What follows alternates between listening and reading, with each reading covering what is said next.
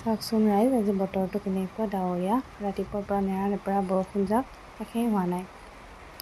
বতৰটোলৈ চাই ভাবি আছোঁ, বতৰটো যেনেকুৱা ডাৱৰীয়া, আচলতে আজি হাজবেণ্ডৰ মোৰ মনটোও তেনেকুৱা ডাৱৰীয়া। কিবা এটা বিশেষ কাৰণত আমাৰ এটা ষ্ট্ৰেছফুল ডে' বুলিয়ে ক'ব লাগিব। গতিকে ভাবিছোঁ কি কৰা যায়, খাদ্যৰ জৰিয়তে মুডবিলাক ভাল কৰোঁ। আচলতে নিজৰ ভিতৰত নহয়, কিবা এটা বেলেগ বাহিৰা কাৰণতহে আমাৰ মনবিলাক বেয়া। তেওঁৰ মনটো ভাল কৰিবলৈ মই এয়া ৰান্ধিব লৈছোঁ চিকেন আৰু পোলাও, যিটো আমাৰ দুজনৰে ফেভৰেট ডিছ হয়। মোৰ হাতৰ মাংস পোলাও খাই তেওঁ বৰ ভাল পায়।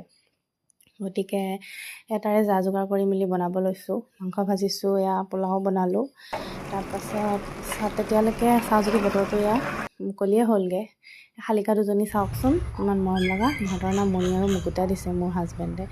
আহে মাজে মাজে, এনেকৈ ইহঁতক চাই থকালৈকে গধূলি হ'ল। তেখেতো আহি পালে, এয়া আৰু খাবলৈ দিছোঁ তেখেতক দেখুওৱা নাই বাৰু মই। किसमिस बनाइसकेदेखि